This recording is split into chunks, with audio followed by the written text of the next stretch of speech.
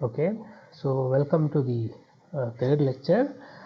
This is going to be a short lecture. I will tell you about Riemann integration and Lebesgue comparison between Riemann and Lebesgue's approach, and more importantly, convince you that we are not losing anything, in the sense whatever we have done using Riemann integration we can continue to do in Lebesgue integration as well. In fact, we do much more, right? So that was the aim was to generalize the Riemann integration to something else, which is what Lebesgue did.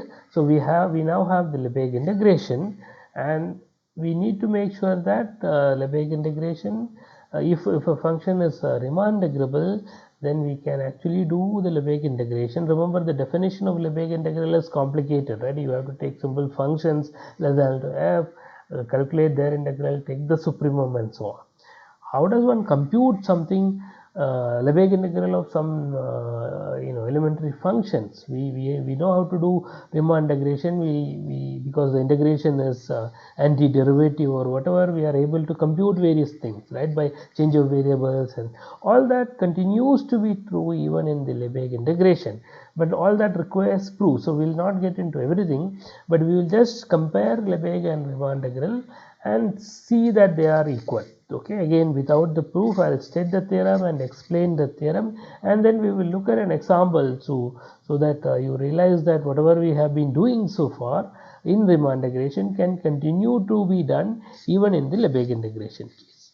Okay, so let us start the lecture. Okay, so I'm going to compare Lebesgue and Riemann integration. Okay, so let me write it as a theorem. Let me go a little bit so that the whole theorem is there.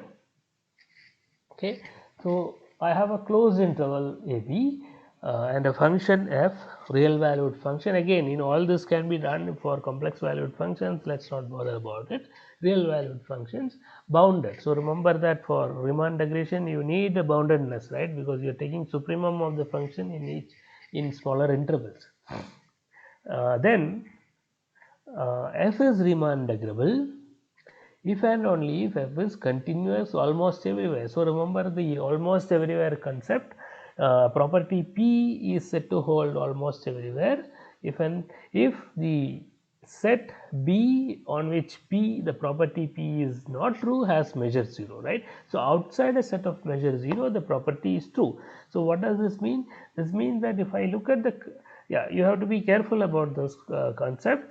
F is continuous almost everywhere, meaning you look at f defined on AB and look at all the points where f is not continuous. Okay, that set should have measure 0. Okay, so for example, a step function. A step function is continuous almost everywhere. Why is that? Because the points of discontinuity of f would be precisely those jumps, right? Because it's a step function. And if you have finitely many or even a countably many thing, it will have measure 0. Okay, so such functions are continuous almost everywhere. So first characterization says that f is Riemann integrable if and only if f is continuous almost everywhere. And more importantly, if f is Riemann integrable, then first of all f is Lebesgue measurable, so that you can define the Lebesgue integral, and the Riemann integral of f and the Lebesgue integral of f are equal. Okay, so whenever you have a Riemann integrable function in a closed interval AB, which is where f is bounded, if it is Riemann integrable, it is going to be Lebesgue integrable, and they are same. So you are not losing anything. Okay, so this is precisely what we wanted, right? We wanted Lebesgue integration to be a generalization of the Riemann integration, and that's precisely what we have. Okay, and the proof of this is not very difficult, but since we have not been doing any proof, we will not get into the proof of this either. But it is not difficult to motivate this proof from whatever we have been saying earlier. So in Riemann integration, remember that you divide the interval into smaller pieces, and then you write down lower sum and upper sum. So in the last lecture we saw that the lower sum or the upper sum is simply an integral of a simple function, right? And so if I look at those simple functions, what are those simple functions? You have mi in alpha I plus 1, right? The interval ai plus 1, right? Mi is the small mi is the infimum of f in that interval, and you will see that this class of simple functions will converge to f in some sense. Similarly, if you look at upper sums, that also comes from as integral of a simple function which is bigger than f, because you are taking the supremum in each interval, right? So that would be bigger than f, and that will also converge to f in some sense. So that is why all these integrals will become same, and you can use appropriate convergence theorems for Lebesgue equation. And continuous almost everywhere also comes from the same considerations, but I will not get into the proof of this. Okay, so the upshot of this is, it's a characterization of Riemann integrable functions that it has to be continuous almost everywhere, and if it is Riemann integrable, then it is Lebesgue integrable as well, and the integrals are equal.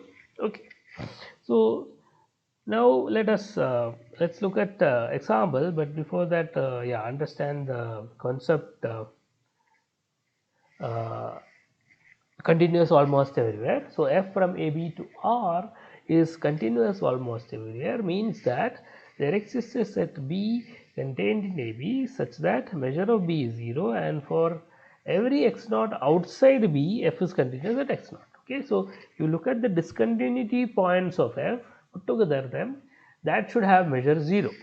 Okay, so that is all continuous almost everywhere mean. So example is f of x equal to 0, x in on rationals, and 1 when x is otherwise. Okay, so this is a function which is 0 for all rationals and 1 on irrationals.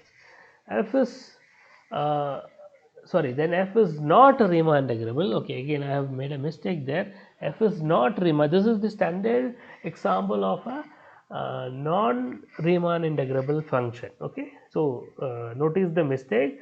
Then f is not Riemann integrable. That is what I should have written. Okay, and note that f is not continuous anywhere in 0 1, because at any point you have a interval where f takes both 1 and 0, right? Because it's 0 on rationals and 1 on irrationals, so it is not continuous at any point in 0 1, right? Not just a set of measures 0. Okay, so let's look at one more example which will give you, and then we will stop. So how do you calculate Lebesgue integrals? Okay, so let's look at an easy example just to convince you that all the integration you have done in your VSE or school and +2 and things like that continues to hold true even in the case of Lebesgue integration. So one way to calculate Lebesgue integral is the following: use theorems. So that is the idea. We have monotone convergence theorem, DCT, the dominated convergence theorem, and so on, right? So let's look at the function f of x equal to 1 by root x for x in open 0, closed 1, and at 0 you put any value, doesn't really matter. Okay, so this is a nice function. Well, it's not continuous at 0, but that's the only discontinuity. And well, you have done this integral several times. You calculate integral 0 to 1 by root x dx. I know 1 by root x has an antiderivative 2 root x. If I calculate from 0 to 1, I will get 2, right? That is fine. But f is not a bounded function, so the above is actually an improper Riemann integral. Okay.